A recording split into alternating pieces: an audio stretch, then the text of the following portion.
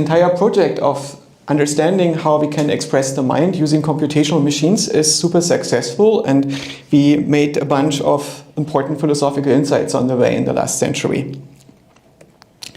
So why is it that AI can succeed where philosophy, psychology, and neuroscience did not?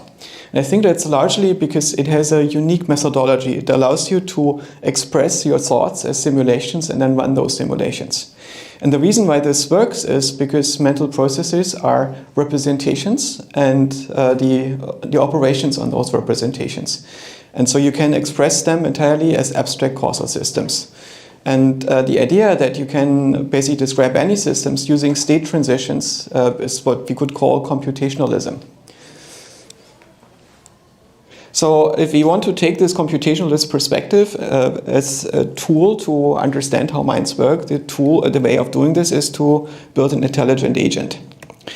And while I was working at Intel, we thought about what capabilities can we see in intelligent systems. And Intel at the time was using benchmarks like glue and superglue and so on to look at the performance of systems. And I felt this is a race that you cannot win, because all the stuff that we're currently looking at is super hard. It's going to be solved within a few months by systems that have not even been designed to solve it on the side, right? So we need to come from the other side and think about the space of intelligent capabilities.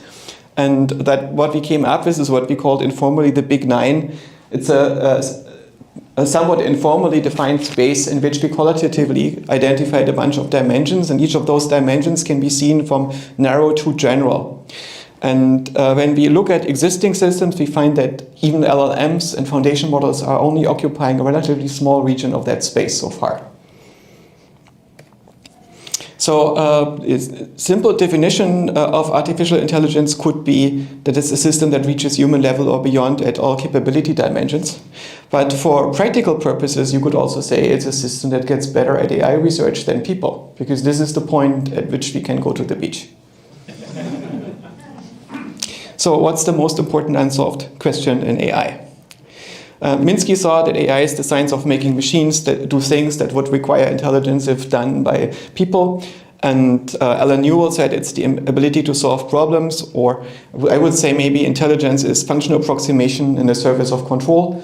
But we now know this is nonsense. Intelligence is the ability to predict the next token.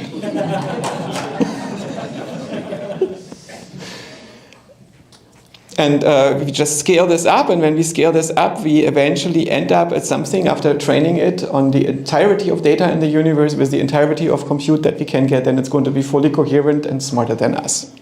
And we see that this approach is very promising, right? We have an enormous slew of applications that we are building. And so it's really this question, when do we get to the point? And a lot of people get very nervous about this. And at the moment, I think most people feel that it's going to be maybe a couple of years or so until we surpass human intelligence. And so when Sam Altman said summer is coming, I guess you know the Rick and Morty episode to which Elon Musk refers when he says keep summer safe. I think that's a very interesting perspective, that we are now confronted with systems that reach beyond human capabilities in many dimensions, yet we don't know how they relate to the world, whether they relate to in the same way. And keep summer safe alludes to a spaceship that is artificially intelligent, is asked to keep the granddaughter of Rick Sanchez safe. And that thing can turn into a homicidal machine that is able to obliterate planets while executing a relatively simple request. And so that's an interesting question when we build systems that are super intelligent and we give these systems motivation by giving it a command instead of letting it derive what the right thing to do is. Isn't that a very dangerous thing to do? And so some people worry that LLMs are a lot like nuclear bombs. On the other hand, despite all the turmoil, I think 99% of all AI researchers don't believe that AI will kill humanity. So if you go to actual AI researchers that work in labs and work on machine learning and so on, they're not really concerned with whether their systems are going to go boom and obliterate everything. But these 99% of all AI researchers, we know these are the boring ones. And so we don't listen to them very much. But I think that AI is not really like nuclear bombs. It's either like a printing press, which means it's going to be very disruptive and it's going to change the way people do things, and it's going to change the world that we are in dramatically, largely by making it more intelligent.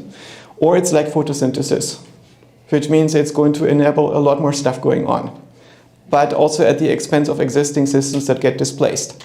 And some of the doomers point at the big oxygenation event as this really horrible singularity that happened at some point when organisms on Earth discovered the secret of photosynthesis. That is basically harnessing the power of the sun to extract carbon dioxide from the atmosphere and turn it into biomatter. And in this way, enabling the main chemical reaction that gives us biomass on the planet. And this big oxygenation event has displaced the number of species that existed before, but almost all of the biomass that exists now depends on photosynthesis. And before that, you could not harvest the energy of the sun. So there was a lot less interesting stuff going on the planet. And so this is an interesting question. If we are able to teach rocks how to think, how is this going to change everything? And there are some people which feel evolution was great because it got to me, but it needed to stop here and make sure that nothing better ever emerges.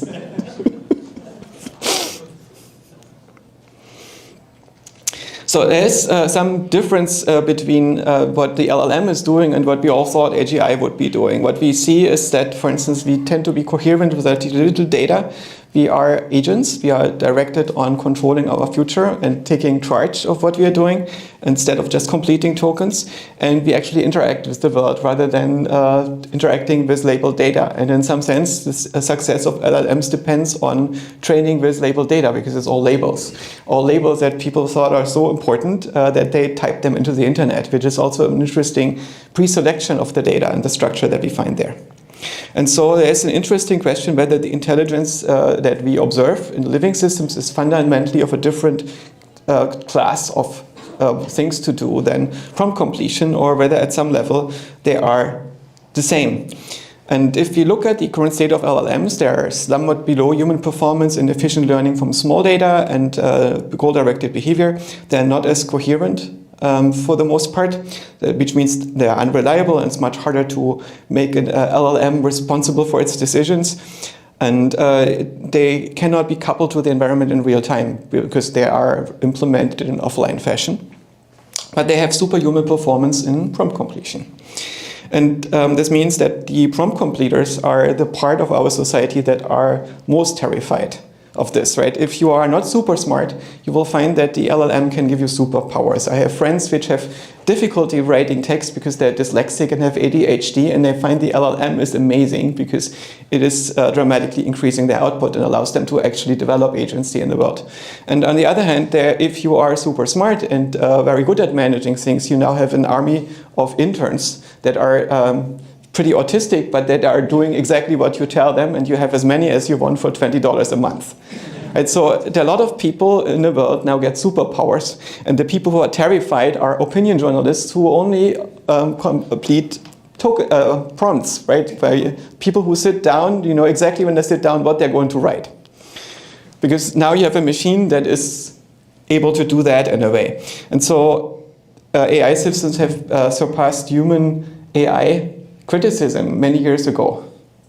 And it's an interesting phenomenon because I think that initially AI criticism was often better than the outcomes of AI research. A lot of the arguments that Dreyfus made and what computers can't do are super interesting, and philosophical investigations or in the Lightfield report, or Weizenbaum's pointing out that ELIZA doesn't have a self and it's only a simulacrum that in which people are projecting things and so on. And eventually what we find is that AI capabilities increase the quality of AI criticism, which is probably because if you increase participation in AI research gets better. But if you increase participation in AI criticism gets worse.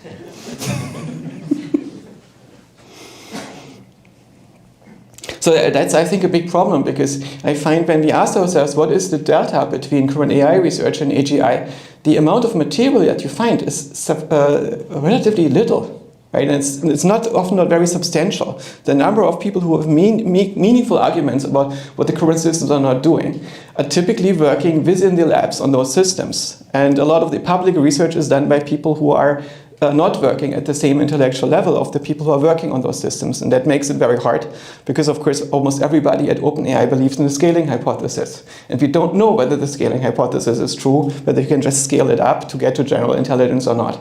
But the arguments that would be made against it, most would happen to happen on the outside, and on the outside there are just not that many competent people left, it seems.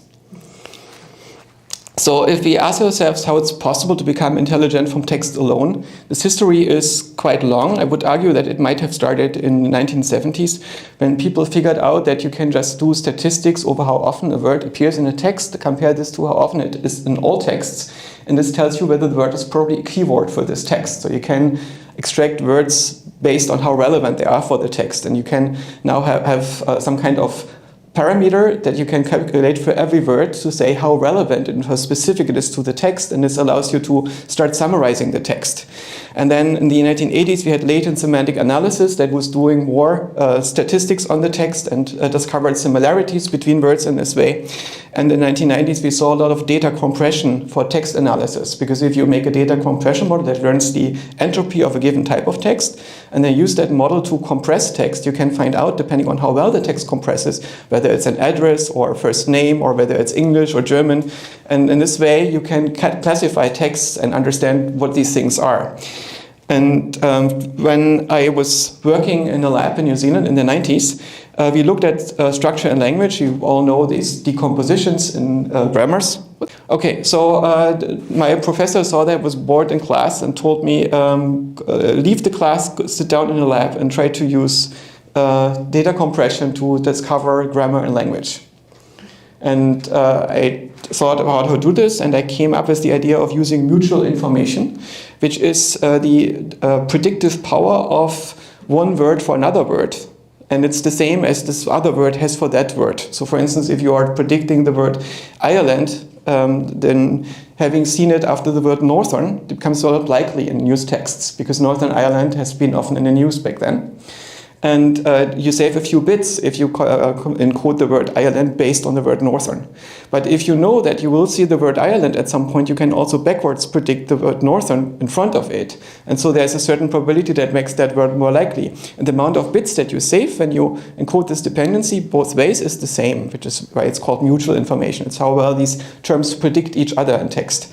And so in this way we can discover structures in text. And I built hierarchical models of mutual information in text and basically encoded a bunch of text in such a way that I would save the most amount of bits. And I was indeed able to extract the grammatical structure of English and German and Chinese from unknown text just by doing statistical analysis. And I thought, okay, if I would be able to do more statistics, like fourth order statistics, so I'd probably also recover most of the semantics of the text, most of the structure that is being in there. But I already had the biggest computer that I had. I had 2 gigabytes of RAM, and I was using in-memory compression in C to do my statistics, and I only had 9 months for the project, so I stopped there and never revisited it. But I realized to do this right, we need to make statistics over what we need to make statistics over, instead of doing statistics over everything. And this is in some sense what the transformer is doing.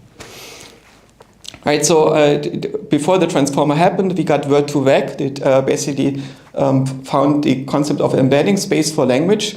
And if you basically sort all words by similarity, you will find that they occupy some kind of space, and the dimensions that you discover in this space basically come down to feature dimensions. And when people saw that in the space you can identify a vector that is the same from man to woman as it is from king to queen, we basically discover these feature dimensions in that space and can recover them. And in some sense, that's what large language models are doing, not just for words, but for sentences of an almost arbitrary length. They basically locate them into a high-dimensional space of meanings. And there were a bunch of algorithms that initially were invented for machine translation. And the reason why people had to do this in the context of NLP was because for image processing, you didn't need it. For image processing, you could just use convolutional neural networks. The interesting thing in vision is that neighboring pixels are often semantically related.